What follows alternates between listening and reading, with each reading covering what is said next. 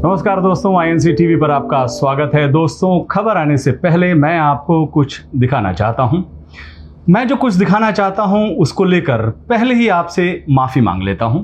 स्थितियां सामान्य होती हैं तो मैं कतई ये चीज़ आपको नहीं दिखाता, लेकिन सरकार के एक बयान ने मुझे ये सब दिखाने के लिए विवश कर दिया है। खैर, उस मुद्दे पर बात बाद में। पहले आप इस मोमबत्ती को देखिए।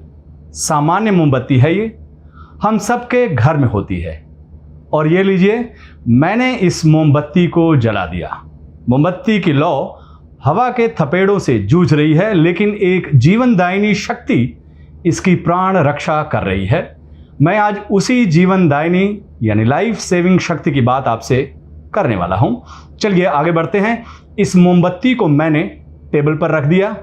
अब ये देखिए, ये शीशे का ग्लास है, पारदर्शक, ट्रांसपेरेंट। आप इससे आर पार देख सकते हैं। चलिए और आगे बढ़ते हैं। अब मैं इस जार को इस मोमबत्ती के ऊपर रखता हूं। धीरे धीरे, आहिस्ते आहिस्ते आप गौर से देखिएगा, जैसे जैसे जार मोमबत्ती की नीचे की तरफ जा रहा है, मोमबत्ती की लौ की थिरकन यानी धड़कन कहिए तेज हो रही है। लौ तेजी से इधर उधर जा रही है। देशी जुबान में कहें तो लौ छटपटा रही है। और ये देखिए, आखिर में जब मैंने जार से मोमबत्ती को पूरी तरह ढक दिया तो क्या हुआ? लौ बुझ गई। लौ की मृत्यु हो गई।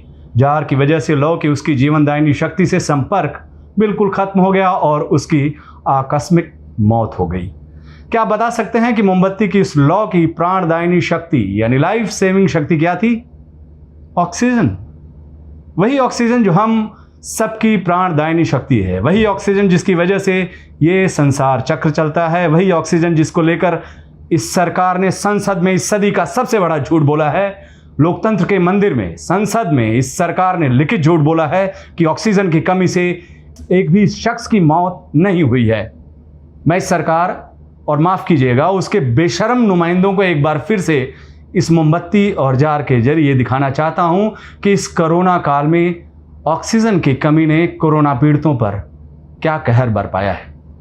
अपने आखिरी वक्त में वो ऑक्सीजन के एक एक कतरे के लिए कैसे कैसे तड़पते होंगे।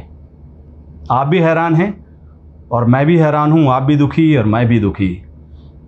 ये सरकार इतना झूठ, इतना बड़ा झूठ कैसे बोल दिया कि एक भी आदमी ऑक्सीजन की कमी से मौत नहीं हुई है। एक भी आदमी की ऑक्सीजन से मौत नहीं हुई है। ऑक्सीजन की कमी से लोगों की मौत की बात बच्चा बच्चा जानता है। सड़क से लेकर संसद तक, अदालत से लेकर हर घर के आंगन तक में ये बात गूंजी है कि ऑक्सीजन की कमी से लोगों की मौतें हुई हैं।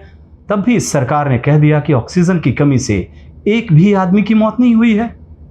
माननीय राजनाथ जी, आप तो खुद को नियम और नैतिकता की प्रतिमूर्ति बताते हैं। सियासी जगत में काफ़ी संवेदनशील शख्स माने जाते हैं आप।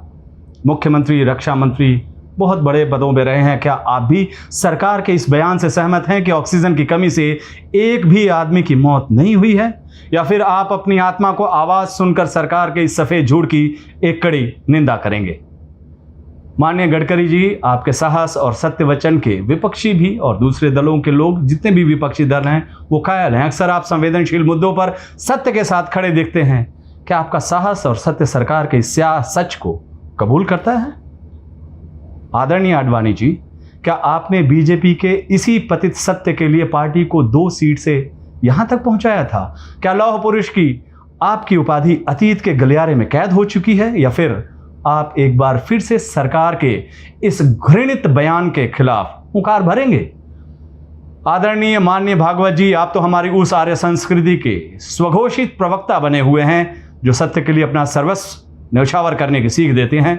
क्या अभी सत्य यही है? यही है आपका सत्य कि ऑक्सीजन की कमी से एक भी आदमी की मौत नहीं हुई है? खैर चलिए दोस्तों, मेरा आपसे भी आग्रह है कि आप इस सरकार के और उनके तमाम नुमाइंदों से ये सवाल ज़रूर पूछिएगा कि क्या वाकई ऑक्सीजन की कमी से देश में एक भी आदमी की मौत नहीं हुई है। उनसे जवाब ज़रूर पूछिएगा। आखिर में मैं इन सब चीज़ों के लिए यानी मोमबत्ती और ये जो जार है, उन तमाम पीड़ित परिवारों से माफ़ी मांगता हूं जिन्होंने ऑक्सीजन की कमी से अपनों को खोया है। मैंने बस इस उम्मीद से ये सब चीज़ दिखाया है कि शायद मेरा ये प्रोग्राम देखकर सरकार की संवेदना जागे वो इस सच को स्वीकारे कि ऑक्सीजन की कमी से लोगों की मौतें हुई हैं और वो कुछ ऐसा इंतजाम करे कि आगे किसी की ऑक्सीजन की कमी से मौत न हो। नमस्कार, आप देखते रहिए INC टीवी।